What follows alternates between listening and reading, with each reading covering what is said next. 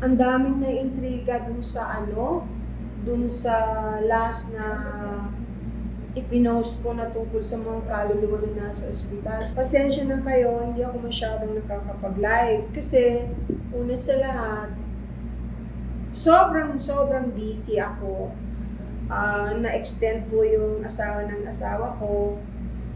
Tapos taping ako ng taping. Na over-fatigue ako kasi aside from that, nagkaroon ako ng klase. Turo ako, may klase, may nagpipinta, hinahanda ko yung mga products na makakatulong sa inyo. As a matter of fact, kaya kami ginabinga ngayon kasi ginagawa namin ng paraan na ma-launch yung makakatulong sa inyo mga bagay-bagay na may kasamang dasal at makabubuti sa mga taong maganda ang hangarin. Ayan, inubo ako, uso pa naman. Ubo. Sabi ng doktor ko, kahit na daw gaano karaming gamot ang inumin ko, kahit pa marunong ako ng lahat ng klase ng paraan para yung iyong immune system ay maging maayos, kung hindi daw ako magpapahinga, ay hindi naman ako gagaling.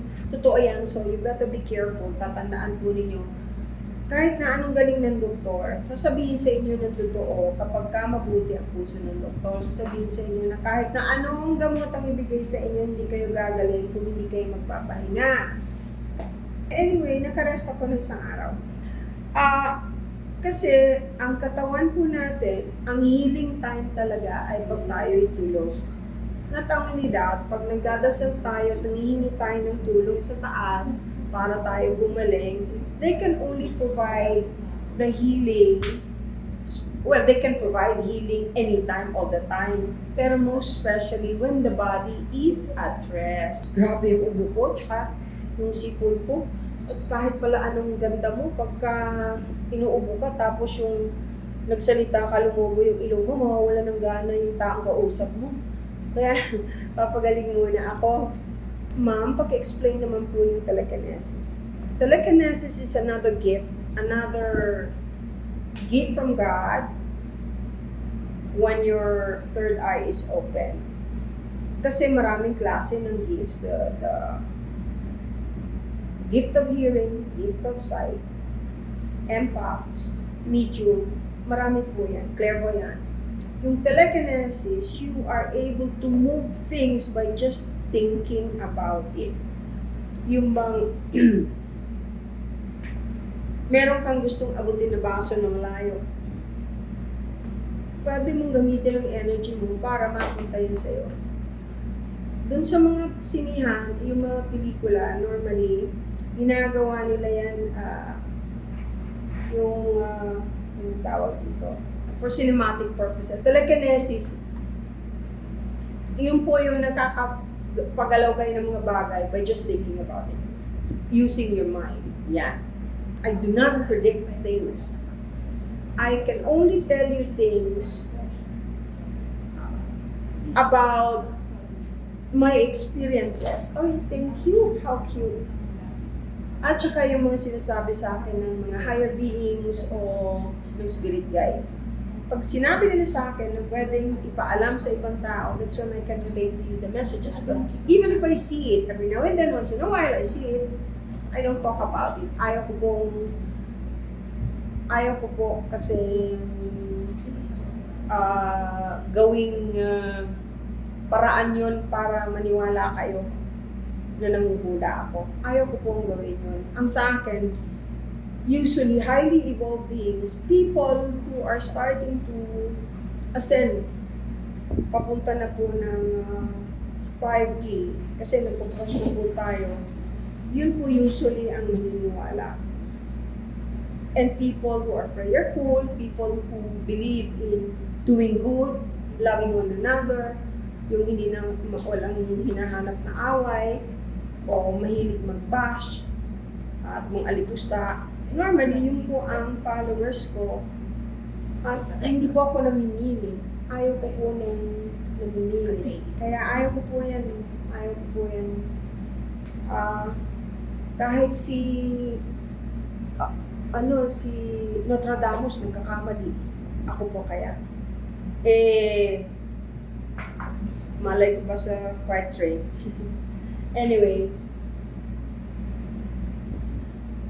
even if I can see the future, even the best manghuhula who can see the future, sometimes would make a mistake. You know why? Kasi po, depende kung ano ang magiging kaisipan ng isang bansa o ng tao may kinalaman dun sa predict na bagay.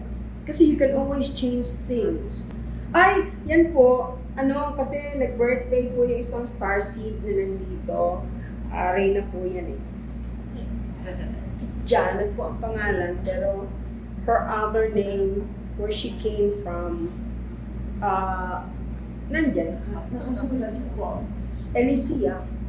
Na nalaman po niya yun. Nagpunta siya rito. Nag-celebrate dito. Kaya medyo meron kaming ganyan. Can you open a third eye? I can help a person become more sensitive and be able to open their third eye by teaching them how to go about it. But the final say will be coming from God. Kasi siya lang po ang magsasabi, ang magbibigay sa inyo ng karapatan kung karapat-dapat po kayo, kung karapat-dapat na ang third eye ninyo ay mabuksan. Normally, yung mga estudyante ko po nag-aral ng astral traveling at saka ng remote viewing, nag-become school, na namili, na pumayag na maging starseed, na-open talaga yung third eye. Excuse my coughing. Ano po ang dahilan pag bigla pong nagsasara ang third eye?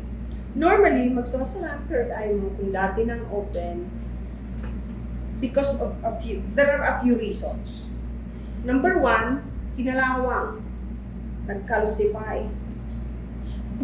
Number two, hindi mo kinakaya. So your spirit guide would make a request sa taas na kung pwede isara na lang. Number three, maaaring kulang ka sa dasal, it's detrimental, hindi maganda ang pupuntahan ng health ninyo pag pinagpatuloy. Yan po. Ito po ang tandaan ninyo, lahat tayo may third eye. A long time ago, yung mga matatanda natin, nang wala pang internet, wala pang weather bureau, alam nila kung uulan, alam nila kung babagyo, alam nila sa pamamagitan lamang ng pagtingin sa bituin paggabi, sa ulap, sa mga ibon, at pati sa mga langgam. Hi Maria, by just doing that, and they can sense it. They're very, very sensitive. You know why? Kasi po anong araw, wala namang fluoride.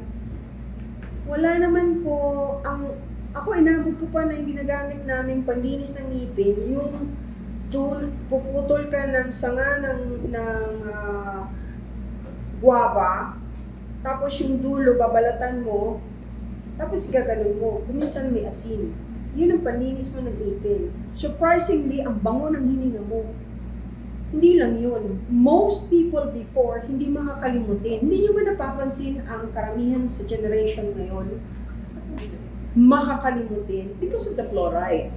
Ngayon, hindi ko alam kung ano yung reason kung bakit some spiritual beings wanted us to forget that we know how to do certain things that are not ordinary. Kinalsify sa pamamagitan ng fluoride. Yung lahat ng iniinom kasi ng tubig ng mga bata noon, and remember before, kahit sa ang gripo, pwede tayong uminom. Linagyan nila ng fluoride para daw po yung ngipin natin ay maging matibay. Tapos, lalong lumala nung yung toothpaste na ginagamit natin, 99.9% of the time ay pure fluoride. Isipin ninyo yan, araw-araw ginagamit ninyo. Tapos napupunta sa ilalim ng dila. And the best way to, kunyari meron kang sakit, yung gamot na gusto nilang lalo na para sa heart, gusto nilang tumalab agad, sa ilalim ng dila, linalagay. Pag na-dissolve, diretso sa bloodstream. Yun ang effect ng fluoride.